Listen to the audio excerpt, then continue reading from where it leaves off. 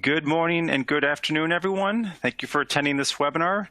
We do see a lot of people joining the webinar right now. So what we're going to do is we're going to pause and wait about 30 seconds or so and let more people join. And then we'll go ahead and get started with the webinar. So thanks for your patience.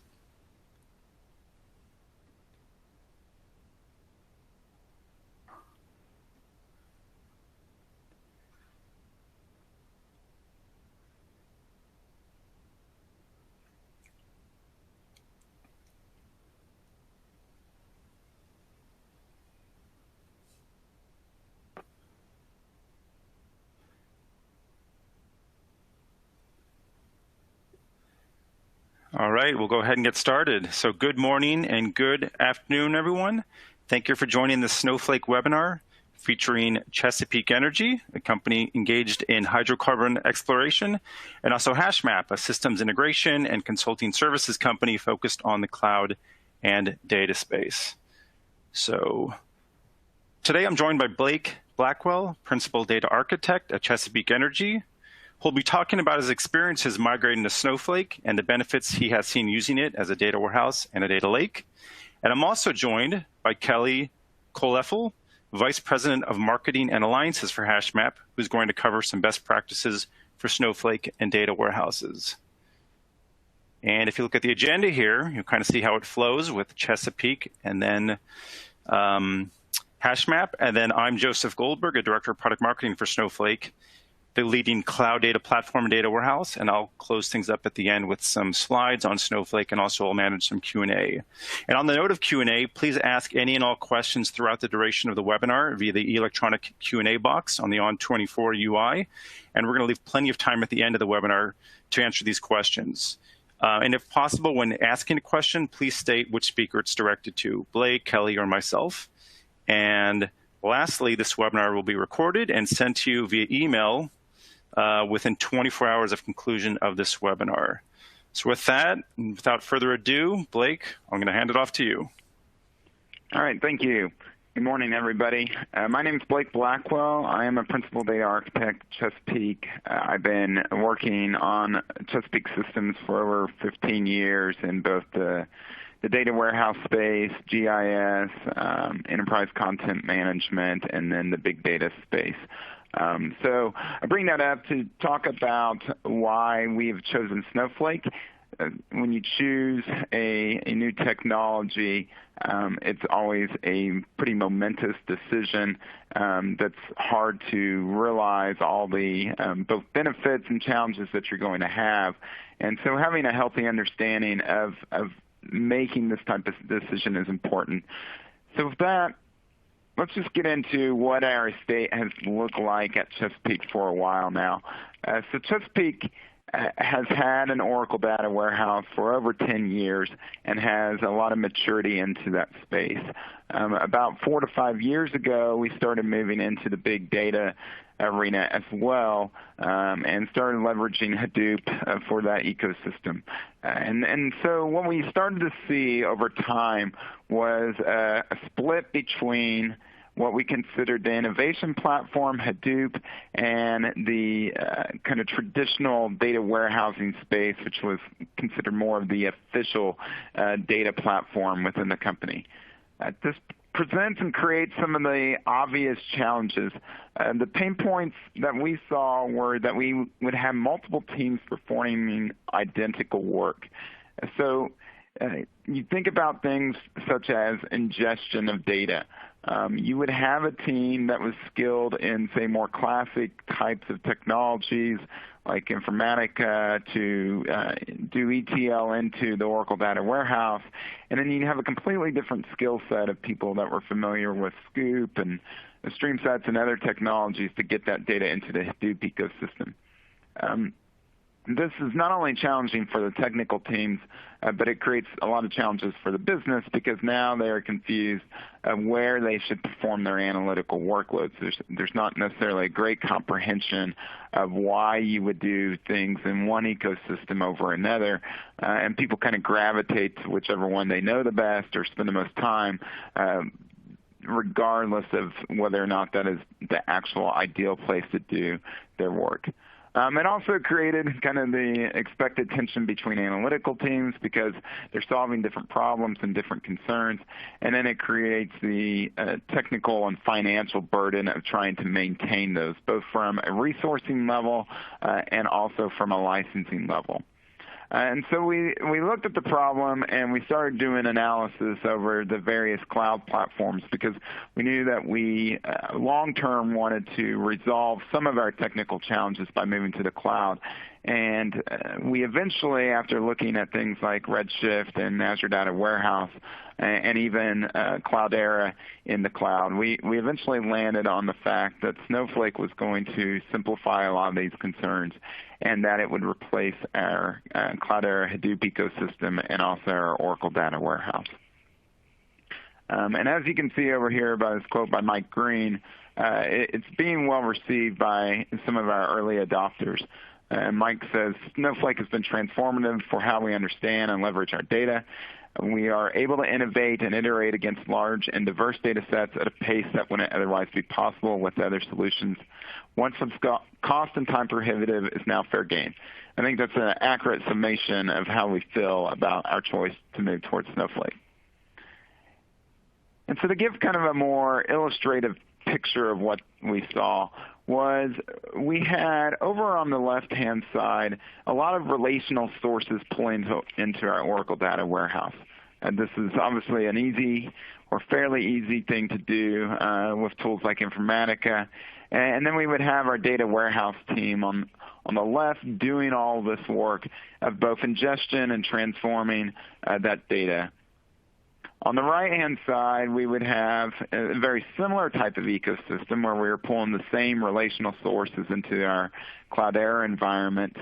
But we were able to start doing some new and innovative things such as pulling IoT data sets because we weren't as worried about the performance of storing such large data sets. And we could also bring in some semi-structured data sets that were a little bit harder to bring into our Oracle Data Warehouse.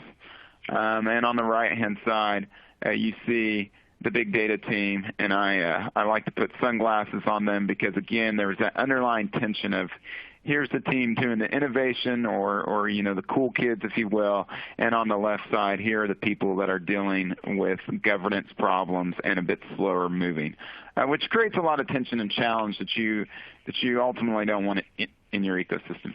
And, of course, right there stuck in the middle is the user base who is confused and sad because they really don't know where to do their work.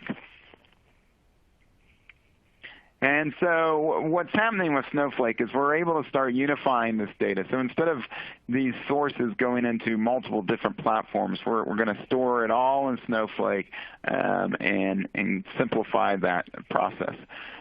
Also, we're going to be able to create a lot more unity across the teams, and teams are starting to work together better, and we're going to simplify a lot of our practices. And, you know, our target large rollout is to start creating a happy user base by Q1 2020, but we already have some pilot users that are seeing some real benefits today. And what this creates is innovation at scale. It allows for both data management, so not losing your data governance practices or your controlled warehousing practices, but still having that firmly in place as we've long known and done in our Oracle Data Warehouse at Chesapeake, but also providing that unique innovation at the same time. And so, you know, it eliminates some of these pain points. You know, manage this data takes time, and so now that we don't have to do it in two places, we can run quite a bit faster than we have in the past. The other thing that is unique and pretty cool about Snowflake is that even though innovation is messy and things like Excel are everywhere, what we can do is we can simplify that, but by providing people spaces to do their work without having a negative impact on each other. So we leverage Snowflake's unique virtual warehousing concept to allow people a space to do innovation on their own without taking down enterprise workloads or executive dashboards or BI, because they're not going to have a negative impact if they do a query that seems to run rampant in their own virtual warehouse. It won't have any derivative impact on other concerns.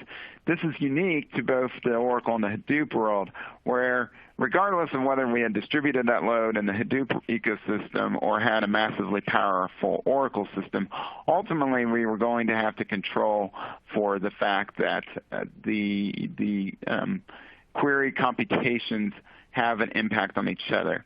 And now, because we can split that load out, we can separate it. And so this allows our users like Mike Green and below to innovate at his own scale without having a negative impact on workloads that we want predictable and controlled, like executive dashboards. And so Ryan Goltz, my fellow principal data architect, has said that we've created a new way for more users to interact with data in new ways. Analysts, engineers, and data scientists can create more value with a lower total cost of ownership. So again, because Snowflake has this unique concept of separating out storage and compute and the ability to give people their spaces to do their work, and we really can start opening up new scenarios that previously was not possible. So we say this is Snowflake to the rescue, and at a high level, this is kind of what our ecosystem looks like. So we have an enterprise database. Now this is where our traditional Oracle enterprise data modeling workloads go. We have a source database, and you could think of this more like your data lake or your landing spot where all of your raw data is landing into. And then we have these databases, and I only have one reflected here, but we have about 5 or 6, which are our innovation databases. So again, you've got your BI virtual warehouse going and performing work against the enterprise and source and returning visualizations to people, which is a known predictable workload that we have controlled through normal DevOps types practices.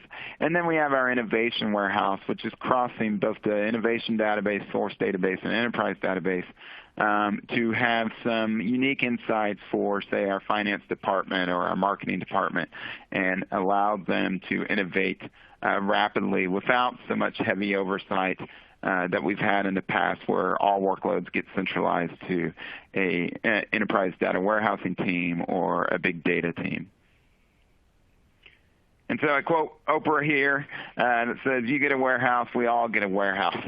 So because we've separated out storage and compute, we can easily spin up these warehouses with basically a one-line SQL statement and give people their ability to work. There's obviously some governance concerns there. Determining what size of warehouses you want to do are all things you need to think about. But the actual physical constraint of creating those resources has been removed from your architecture. And so, like I said, we have dedicated warehouse for traditional EDW loads. We have a data warehouse for each project and a dedicated warehouse for each domain. So a lot of flexibility in this architecture with very little upfront planning from an infrastructure standpoint, more planning within your implementation of Snowflake. So what are some migration strategies here? I think the first thing that's really, really important is to realize as you migrate to Snowflake that you're undertaking a big thing. It is simpler than it has been in the past, but it's going to be a challenge, and it is going to be a long road. Anytime you take something like a 10-year-old Oracle data warehouse in your environment or a 4 to 5 year Hadoop environment, you're not going to get yourself out of that situation overnight. You might be able to build things fairly quickly in Snowflake, but the migration strategy of hundreds of models and thousands of reports is going to take a lot of time. So it's very important that you have organizational alignment. And I think it's very important to think of that in 2 ways. So one, you're impacting the business. And so it's important that you start getting alignment with your business leadership on this. They don't always care necessarily whether it's Oracle or Snowflake. Their concern is, are they achieving real business insights with the data?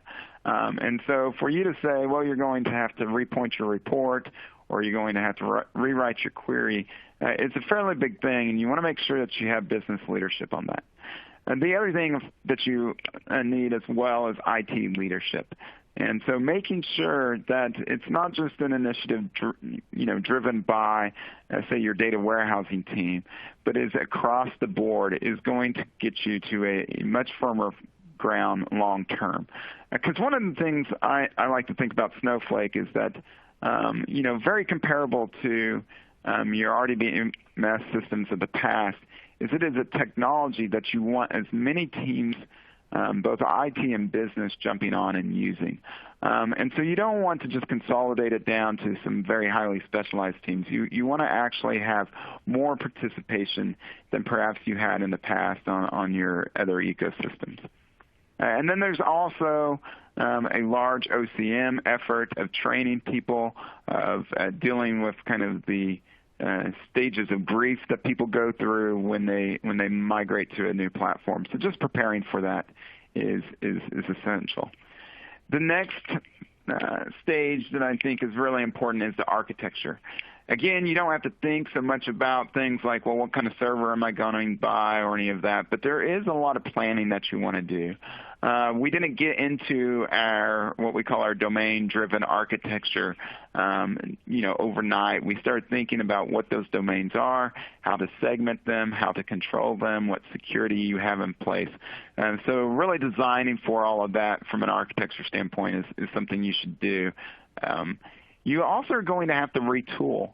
You're probably used to a lot of types of patterns that you've had in the past, and maybe even some of your technology is out of date with cloud-based patterns, whether it be how you do identity management, the version of your reporting tool. So you are going to have to start thinking about some of those things as well. And then you need to start building out some of your practices through a data ops fashion. How are you creating these data warehouses? How are you creating these databases and roles? And start building out an approach to where you can handle that, and not just by passing some script over to a DBA, but doing it more in a DevOps or a data ops fashion. The next phase that is often one of the most challenging phases is to start ingestion, and really start ingesting all of that data into your environment. And so again, from a retooling standpoint, you need to think about those things a little bit differently. One of the strategies that we've landed upon is using replication. And with replication, because a lot of our data still exists in our local on-prem data centers, it allows us to migrate just the changes against transaction logs over to Snowflake and not deal with heavy-handed truncate and load jobs like we have in the past. And you need to figure out how you're going to stream data into Snowflake, how you're going to deal with APIs. The other thing you need to deal with is once that data is there, how are you going to transform that data? And one of the things that is a good best practice is to really think about ELT over ETL. And by that I mean get your data into Snowflake and then transform. Don't leverage some of your technologies of the past that did transformations within that technology, because ultimately you have kind of hamstrung yourself there of lacking compute power, which if you had started with just queries in Snowflake, you'd have better execution. And then, of course, go into your pilot phase. You need quick wins. You need early adoption, and you're going to need champions. Like I said, you can't get yourself out of your on-prem data centers overnight, and you're going to need people that will champion your work and say, hey, this is a good path that we're on, and continue to provide you some cloud cover when times get tough and people start questioning whether we should do this whole cloud and Snowflake thing. And then, of course, move into governance.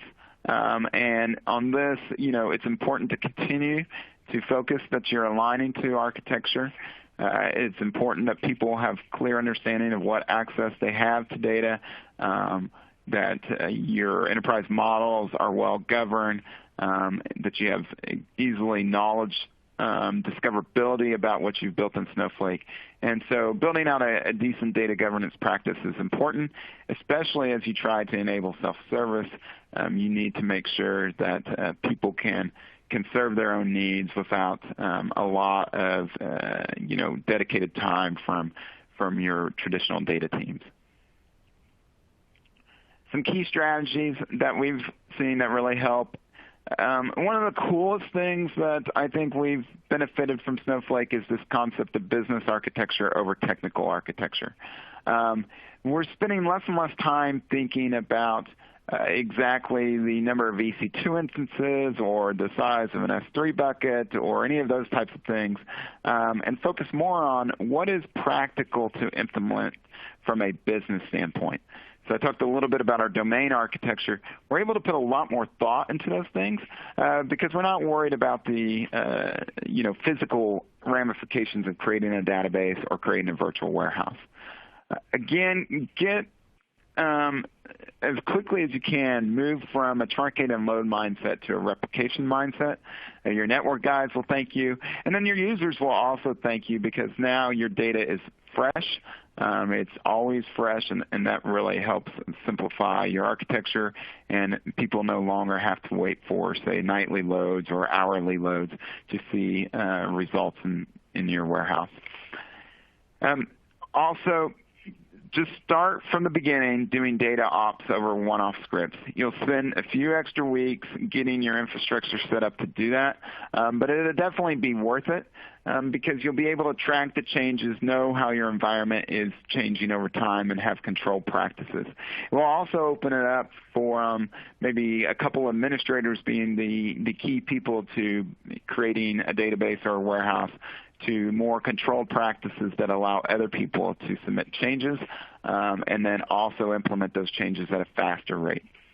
I can't say it enough, but get used to the concept of ELT over ETL. Realize the transformational power that you have in Snowflake to run very performant queries, and don't rely on a tool to do that within that tool itself. So where maybe in the past you had transformed data as you went along with Informatica and then delivered that data to your data warehouse, now just do that straight through Snowflake queries and let query handle the spreading of that load. Work on your tooling compatibility. Make sure that things like your machine learning tools, your BI tools can talk to Snowflake. And as always, prepare, even though you can provide more innovation, prepare for some of that chaos with better governance practices. Some of the benefits realized that we have seen is that it's a superior architecture. The fact that we can focus on business problems over our technical problems cannot be understated. We're not worrying about upgrades. We're not worrying about being out of date. We're not dealing with the loss of new features because we are a year or two behind. All these things we're starting to, realize and benefit from because we're always getting the latest and greatest from Snowflake. And not only that, but we aren't thinking so much about capacity planning problems, but we're thinking directly about what does the business need from this environment, what data do they need to get in, and how can we enable them to do more self-service activities. And so, that really frees us up to think about new types of problems and, quite frankly, the problems that I think we as technical professionals should want over perhaps the problems we have solved in the past. This definitely simplifies our operations. When you go from ETL to ELT, you simplify your ingestion strategy. So no longer are you worried about cleaning up your data as it comes in. You will deal with that through transformational activities within Snowflake. And so if you're going to bring in a relational system, you can simply just bring in all the tables in that database very, very quickly with powerful tools like HVR to ingest that and get it started without having to go on a table-by-table approach. You can also deal with faster modeling. You can deal it right there in the query layer, which gets a common tooling approach and a very powerful query language with SQL to get the job done.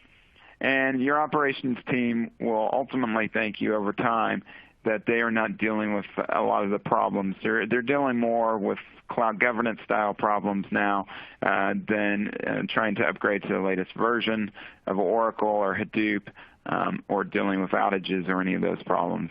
And so that's a huge benefit. And then, of course, this leads to ultimately what I think we're all driving for, which is newer insights. We can have much faster project delivery because, again, not only have you simplified your architecture if you have multiple data platforms in place, but your ability to execute on those projects is easier as you build out your Snowflake platform because the data is there, you're ready to go, and the tooling is relatively simple and understandable. And then also it's just easier to scale. We create these virtual warehouses, and at some point we expect our IoT data to continue to increase, our workloads to increase, and if we need to have a larger size virtual warehouse, we can make that change in a matter of minutes and move forward. So it's just a very lightweight approach to how you do the underlying technology challenges of handling compute and storage. So that's very beneficial to us. At this time, I'm going to turn this over to Kelly from Hashmap, who we have worked with as we've started to build out this practice and this new discipline, and he's going to discuss some best practices. Yeah, thank you, Blake. I really appreciate it. For everyone, Hashmap's been a Snowflake SI partner for the last couple of years. We've worked with clients really ranging across a number of migration types to Snowflake. So think Netezza, Teradata, Exadata, Cloudera, other traditional big data platforms. And in addition to the migrations, though, we've worked with clients on net new cloud data warehouses and new analytics applications. And when I was thinking about this, one of the most common questions that we get asked by our Snowflake clients is, what about getting data to the cloud and actually into Snowflake?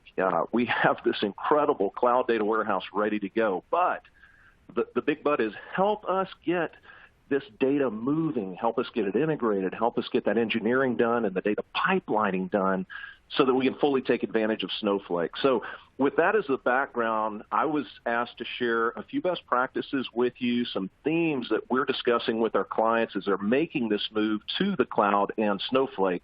I think what will be interesting, you're going to see some repeating themes right out of the gate here with what Blake was talking about at Chesapeake. So he said it. Think first about an ELT-based approach to your data pipelines. Blake talked about this in his migration phases as well as some of the benefits that they've realized.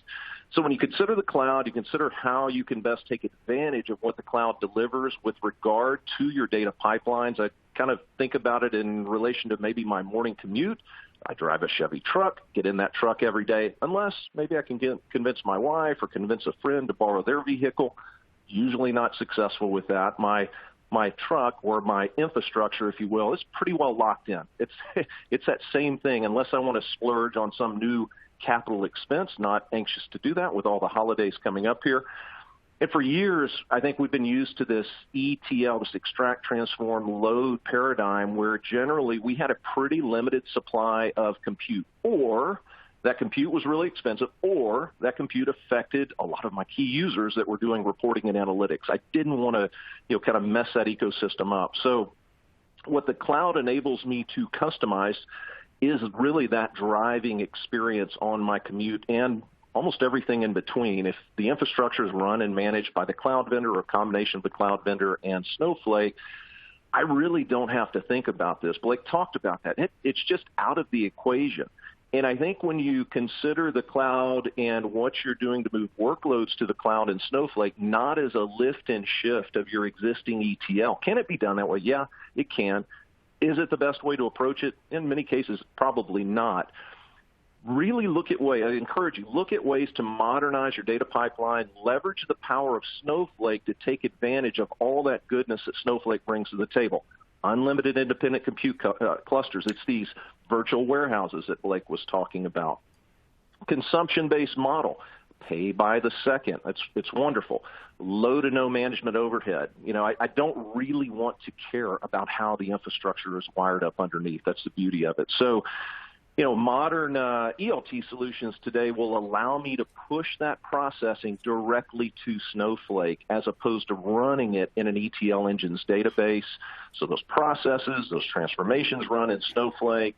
Seeing this across a number of solutions. You look at solutions like Fivetran, Matillion, DBT, Talent, et cetera, are all leveraging in some form, fashion, or another that compute power of Snowflake. So if you go the ETL route, which highly recommend, you will avoid having to solve a lot of those performance problems. You're not going to be yanking data out of Snowflake to do transformations in another engine. So you'll get some really nice cost of inefficiencies taken out of the equation. You'll see some real dollars. And I think you're also going to see some compute efficiencies from not moving that data back and forth. So best practice number one, ELT over ETL. Number two, Snowflake has some really unique strengths. Blake talked about a number of these. So get to know Snowflake. Get to know your Snowflake data warehouse. Two things really stand out. And these are pretty general, but number one, Snowflake was developed in the cloud for the cloud. It is really a cloud native architecture, and it's also a SaaS solution. So, what's really cool and unique about Snowflake as a SaaS solution is you can actually pick your cloud. I do know who my cloud is: AWS, Azure, or GCP. So number one. Number two, it was also developed specifically for data warehousing and analytics workloads. So no, it's not a transactional database. It's not an operational data store. It's not a historian. It's not a graph database. Of course, I can store, manage, and process structured and semi-structured data, but that's in the context of a cloud data warehouse. So, when you think about the architecture and you think about maybe using cache within Snowflake, I can cache the results of a query that's executed and keep using that and not have to, burn more cycles or, get tremendous performance out of the system.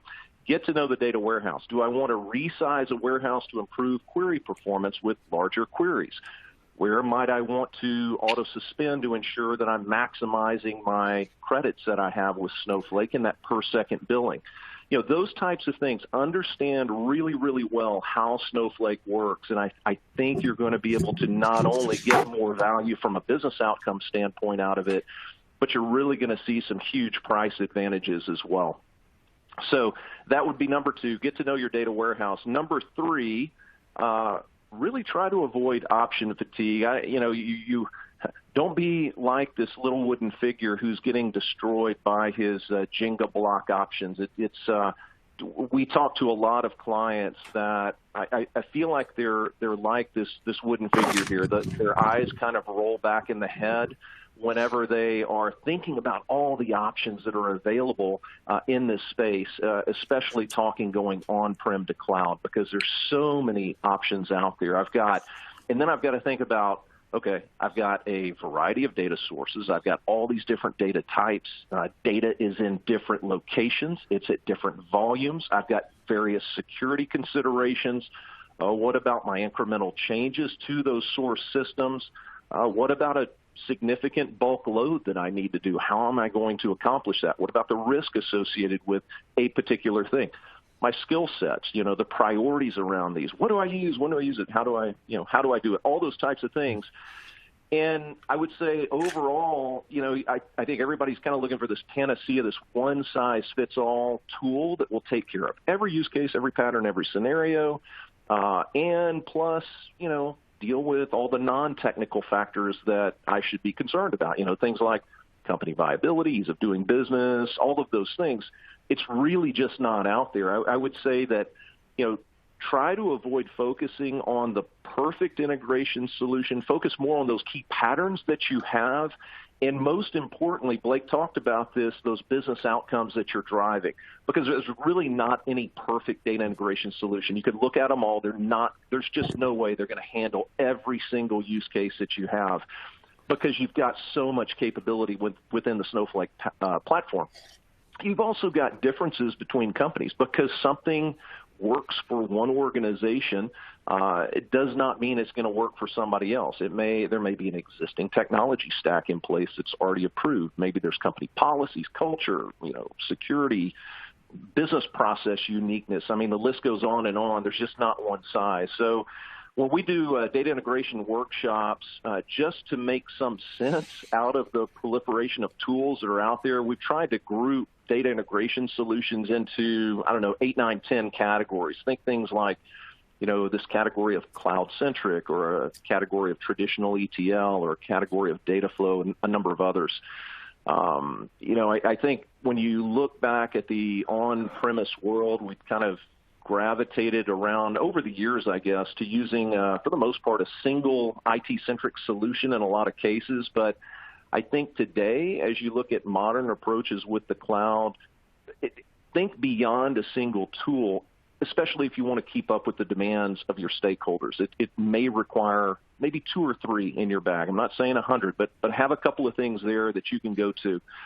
And, really the long drawn-out projects in IT just aren't well received anymore, at least not in this data and analytics space. We're very, very used to moving quick, proving something out or not proving something out, and moving on to the next high-value item. So try not to get locked into a unicorn solution mindset. Really be outcome-focused, determine what the correct balance of technical and business fit is for you and your individual organization.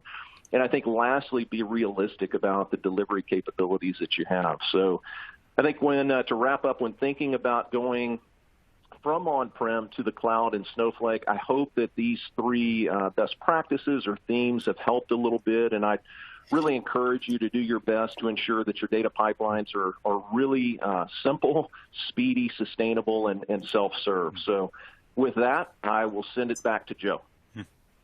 Excellent. Thank you very much, Kelly. So just a quick reminder to folks on the line, if you have a question for either panelist, myself included, please submit it via the Q&A box on the On24 UI. We've had some really good questions come in, and we're looking forward to more questions to come in, and we'll answer them at the end of the session here. So I'm going to try to cover this in about 5 minutes or so to get to the questions at the end, but I do want to do a little bit of a Snowflake 101, 201 for folks who maybe are a bit new to us. And Kelly and Blake did touch on a lot of these points here, but Snowflake, our mission is to enable every organization to be data-driven. And what we mean by that is most orgs, they aspire to be able to answer all their questions using data, but they struggle for a lot of reasons harnessing data to answer questions. And that's basically our mission, is to harness all that data. And we essentially are a cloud-based data platform, primary use cases as a data warehouse, but also as a data lake. And we're offered up as a service. So real simple, access us via URL, and we will run on AWS or Azure or GCP. And when you first, spin up or open a Snowflake account, you get to pick which provider you want to be on. And we can also be cross-cloud, I should mention. And the reason organizations pick Snowflake, and this was covered again by Blake and Kelly quite well, but these are the problems people face initially before they move to Snowflake, is they say, hey, got a problem where I've got a lot of different data, some structured, some is semi-structured, and it's all in silos. Especially if it's semi-structured data, a lot of times you just can't get that to a data warehouse. And also they can't share it easily, right? So that's one of their problems. The data is in silos, you can't get that unified view, you can't run good analytics. The second one is scale and speed. It's with a lot of data warehouses, especially the on-premise ones, their architecture is very rigid and you have scale and speed issues. And every workload, whether it's an ETL job or a BI query, they're fighting for the same limited compute resources. So you have resource contention, you have slow queries and ingest, and a lot of orgs we talk to say, I have to limit who can use the data warehouse and at what times because it's that bad resource contention. And then it's complex, costly infrastructure, especially if it's on-premise with all the hardware. And even if it's a cloud-based, another cloud-based data warehouse, a lot of times you have to do a lot of maintenance work to it. Vacuuming and indexing and manually tuning queries, et cetera. It's difficult. And the end result is the last one: slow, limited decision making. They can't optimize revenue and costs. And Snowflake is essentially the opposite of all of that. We bring together the silos. We can handle structured and semi-structured data. We enable secure data sharing. We have unique architecture that I'll talk about in some architecture slides that truly enables unlimited scale and speed. Our largest customers have over 15 petabytes worth of data. They have north of 3,000 users because we rely on the underlying hardware of the cloud provider. And last I checked, AWS, Azure, GCP, they're not running out of hardware, so it scales phenomenally well. And it is a simple cloud-based service. We're kind of an automatic DBA behind the scenes, doing a lot of the optimizations for you, so very low sort of maintenance costs, and the result is you have fast, effective decision making. This is kind of what the architecture looks like for most orgs that we talked to in the before, and this looks, Blake's organization was a bit like this, but on the left side, data sources feeding into an enterprise data warehouse in the middle, and a lot of times a data lake below it for semi-structured data. And on the right, maybe you have data marts in between your BI users and the data warehouse because of scale issues. You have to give people slices of data in a data mart. And with Snowflake, it's simplified here, right? The data lake is gone. We can be the data lake. The data marts are gone. You don't need data marts because of our unique architecture. And then data sharing is secure. You don't have to FTP out insecure Excel files to people. You can just expose a Snowflake table to someone you want to share it with, whether they're external or not, whether they're a Snowflake customer or not. So greatly simplified architecture. And I do want to talk about the scale because this is really our special sauce here, is we have a multi-clustered shared data architecture in the middle here. And basically in the middle, everyone can store their data in one place in Snowflake. And that would be under the covers if you're using AWS, that would be S3, but all the data goes in there. And every single end user can access that data. Every ETL job can put data into there so everyone can access it. And those cogs in there, they represent compute resources within Snowflake. If you're using AWS, think EC2. If you're using Azure, think Azure VMs. But basically, you can provision those for each workload. So you see here the different cogs for different departments and workloads. Everyone gets their own resources. There's no collision. There's no resource contention. And they can get the resources they need. So the larger the cog, the more compute nodes a department or a workload has. And in Snowflake, what we can do is in this image here, you notice data science is maybe running a small warehouse. They have maybe limited EC2 nodes behind it. If they start running bigger queries, within just a couple clicks in the UI, they can scale it up and throw more EC2 nodes at it. Okay, so it's very easy to do that on the fly.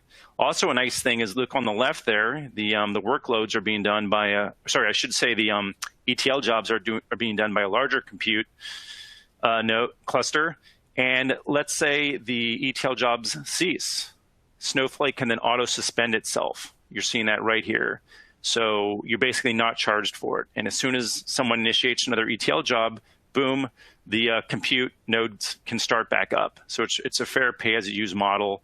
And the last thing I should point out is we are multi-cluster. So let's say marketing at the top right, their problem isn't we need to run a bigger query. It's we have more end users running similar queries. So we have a concurrency challenge. In that case, in a couple clicks in our user interface, you can create a multi-cluster warehouse. So you scale out up to 10 clusters behind a single warehouse to handle concurrency. And at its maximum, a single warehouse can have 10 clusters. Each one can be 128 nodes. So literally that's 1,280 EC2 nodes you could have in a single virtual warehouse. So that is amazing, staggering, elastic compute, and that's what really makes it special. And that's why we enable a lot of use cases listed here. Again, we can use as a cloud data warehouse as our primary use case. We can be used as a data lake as well, like what what Blake is doing. We accelerate analytics. We can help with data engineering. And Blake touched on this as well. By data engineering, we mean pipelines, and we can simplify them by offloading a lot of the transformations from from other tools into Snowflake. We can also simplify your pipelines. And then, we can do secure data sharing. Your data scientists can leverage the data in Snowflake and so on.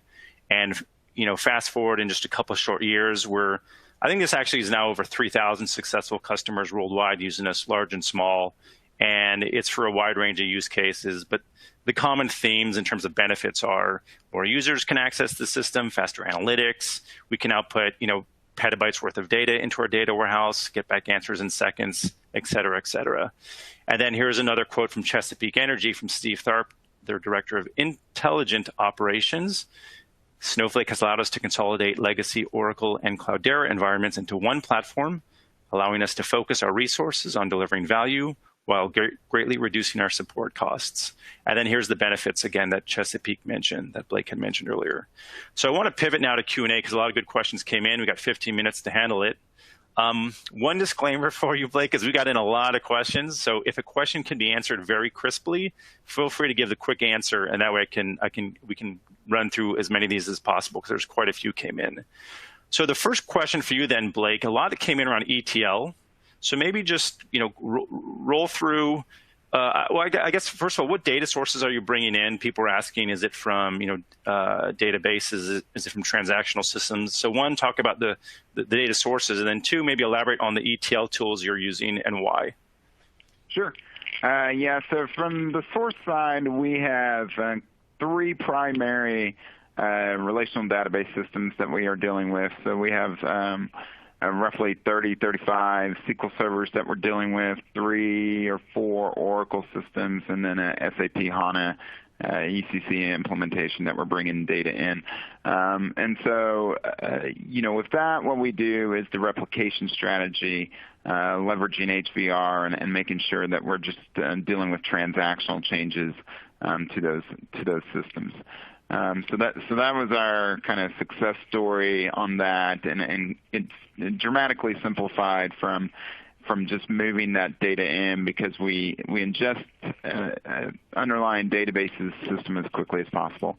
From more of like the API world, as more things move towards a SaaS type model, we leverage MuleSoft to drop that data off into Snowflake, and then deal with parsing out the JSON payload as we transform the data. On streaming right now, we're using a combination of Kafka and either Snowpipe. Sometimes it's a kind of native tooling within Snowflake that we use, or Spark structured streaming, depending on the use case there. On the T side of transformation, we use a tool called dbt.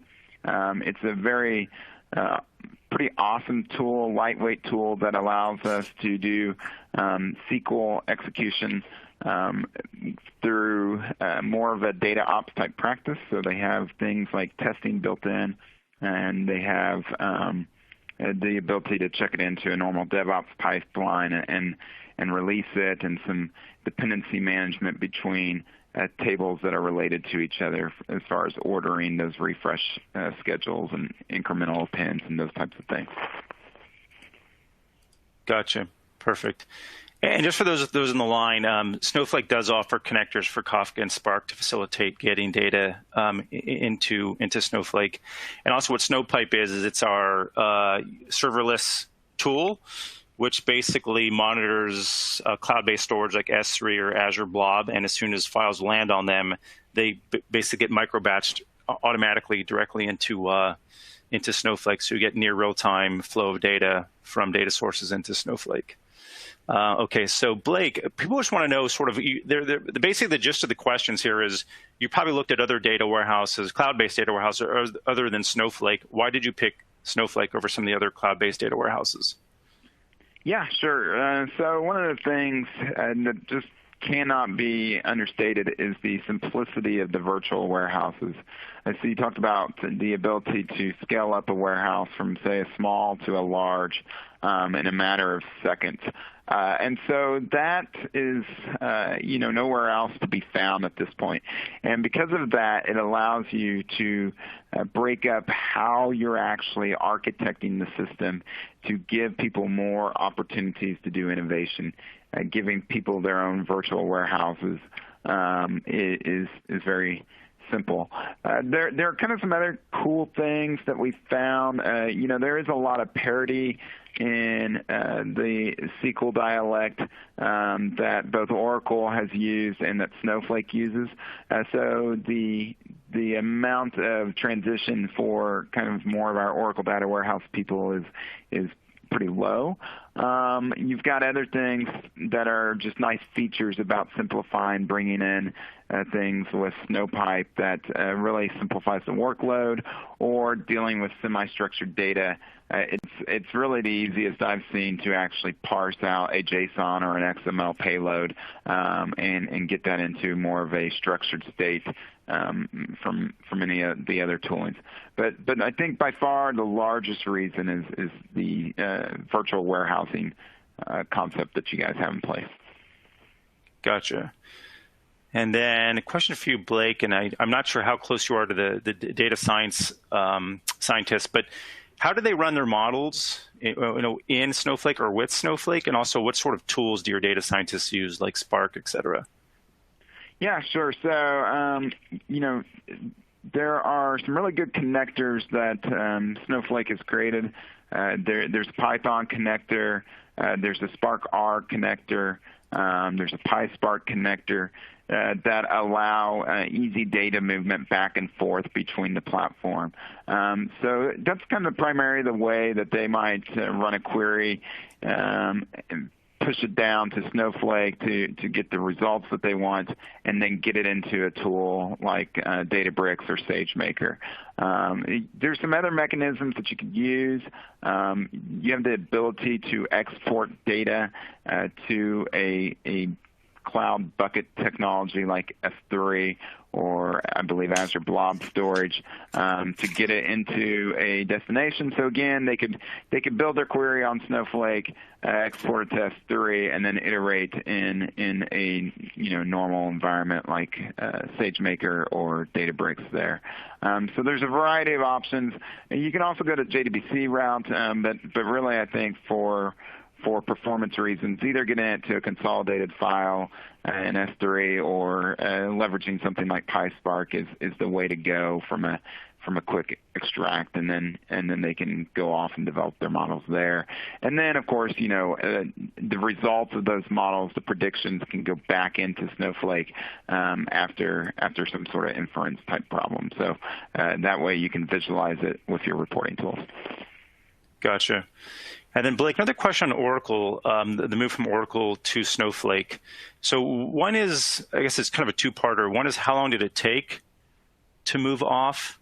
And then the other one is, let's see here, was there, I'm trying to find, how about take that one? How long did it take? And is there anything you would do differently regarding the Oracle migration? I'll try to find the second question here in a second. Sure.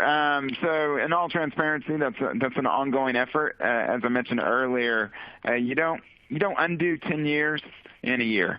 I suppose you can if you're scoped and planned and have a lot of resources thrown at it. For an organization like Chesapeake, I think it's going to take us more like 2 to 3 years to fully get off of it. And so that's just the challenge of having used a technology for a long, long time, and that technology being very successful on-prem. So I don't see that as a negative towards moving to the cloud and Snowflake. I just see it as kind of the reality of the challenges of having an environment where thousands of reports and thousands of processes have been built on top of it, and now you have to start unwinding that. Gotcha. Yep. Sorry, keep going.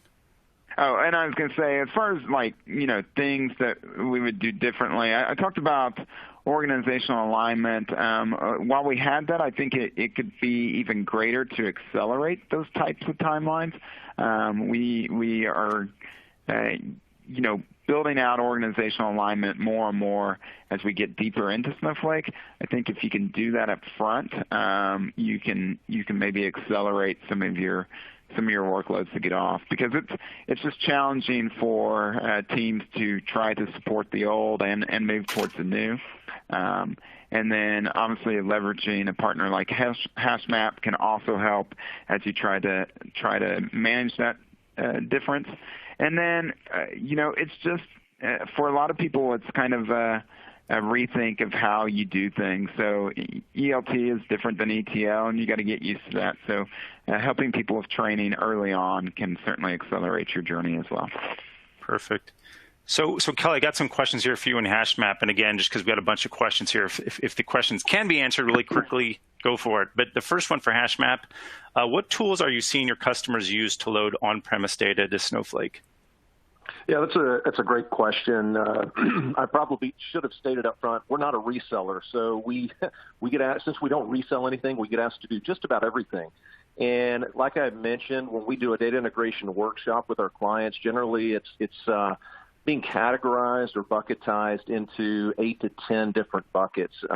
You look at the cloud-centric type solutions that are really more ELT focused. Companies like Fivetran, Stitch, Matillion, Illuma. The thing you've got to always take into consideration there, what are the security parameters that I have set up for my organization? Will those companies be able to leverage the way that I work? You move on, you say, okay, well, I've got Blake talked about a lot of SQL data sources, maybe SAP, ERP type stuff. Automating that change data capture incremental pipeline is really important. You've got companies like Attunity and HBR that do a really nice job in that space. Chesapeake's using HBR today. And then you move over to, let's say, cloud-specific managed services. Depending on which cloud you're on, you've got things like ADF, Azure Data Factory, you've got AWS Glue, you've got GCP Cloud Data Fusion. Each one of these, while not being necessarily a no-code type solution, has some nice offerings depending on what that data source is, and again, what are the policies and security parameters that you have. You don't want to leave out what I'll bucketize as traditional ETL.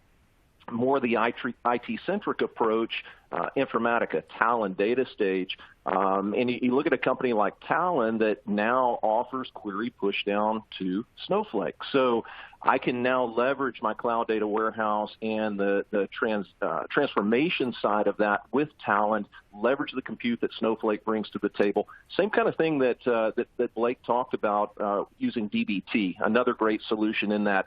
Use your cloud for that transformation side of things. Another couple of categories, things like data flow. So we see companies using products like NiFi, which is an open source solution out there to move data, maybe streaming data loads to the cloud and get those into Snowflake, stream sets, those types of solutions. And there's several others. Hopefully that helps a little bit, give a bit of a perspective. Gotcha. Okay. And I'll answer two questions here try to answer them pretty crisply. One's asking about disaster recovery, how does Snowflake handle it? And also sort of just at a high level, I think part of this could be how do we handle user error? We do have time travel, which is functionality built into the product where basically you can time travel back in time to, let's say, restore a table or go back to a certain point of time before an error happened that maybe was caused by user error. Additionally, we basically, when you write our data to storage in a cloud provider, we write it to multiple availability zones within that region. So even if one data center of AWS, let's say, went down, the stored data is still in 2 other availability regions. So the data is always there. And then also, Snowflake does have the ability to do cross-cloud replication and failover. So we can literally take your primary, which maybe is on AWS, replicate it to, let's say, Google Cloud Platform. So even if there's an entire cloud outage for all of AWS, you can fail over to the GCP account. So that's sort of, we can handle it that way. And then also what some customers frankly do is they'll also create clones of their data within Snowflake. And some of them will even offload or export data out of Snowflake to, to very cheap storage as sort of poor man's DR as well. So there's a lot of different ways to approach it, really depending on how fast you need to recover your data and so on. And then someone asked about use cases we should not use Snowflake for. I would say don't use this as a sort of a high performance database, because we're not a database, we're a data warehouse. We're designed for OLAP, not OLTP. Let's see, I think I got time for about one more here. And let's see here. So, sorry, I'm looking at the deck here. So Blake, when you were moving the modeling, your existing dimensional modeling in Oracle, how did you replicate that in Snowflake? Because I know Snowflake doesn't use the same kind of modeling sort of layout as in Oracle. Yeah, so we're still undergoing kind of a transformation approach to those models and building them out. So it had been done through mappings through an ETL process, and now we're doing it with pure SQL approach and just creating the dimensional models as we design the layout there directly within Snowflake. They still look very much like the Oracle models, just some of the ways that we build them are different, and also some lessons learned from perhaps attributes that we had on a certain table are either done differently or done or removed altogether. Gotcha. Okay. Yeah, and just real quick, one last question came in around, can more than one department work in Snowflake at the same time? Is there an allocated number of seats? And just to be clear, you can have as many departments, as many users working in Snowflake at the same time, even off the same data. And we don't work off of seats. We don't price off of seats. So that's not an issue. It's basically, we just charge off of stored data, which is a pass-through of the cloud provider storage costs. And we also charge based on the compute that you're using, which would be those compute nodes I mentioned earlier. But it's unlimited to all departments. And we talked about how we avoid resource contention as well. So with that, we are out of time on Q&A, unfortunately. It was great Q&A. Just a few closing comments here. So all of you will get the recording of this within 24 hours. I think there's a resources box on the screen there that has some next steps for you. I encourage you all to go to our website, snowflake.com. At the top right, you can sign up for a free 30-day trial where you get $400 worth of free credits. And when you sign up, you also get a self-paced tutorial, which kind of walks you through some demo data and teaches you how to load data into Snowflake and how to query it. And you'll have that aha moment within minutes. And there's a lot of other good content on our website as well to kind of see and learn more. And we have a lot of virtual and in-person events that we have that you can attend as well. And of course, if you do want to contact sales to have a deeper conversation, maybe see a custom demo, on our website, of course, we have a contact sales link there as well to reach out to your local sales rep. So lastly, a big thank you goes out to our speakers, Blake and Kelly. Thank you, gentlemen. And thank you to everyone on the line for taking out time to attend this webinar. So with that, have a great day, everybody. Thanks.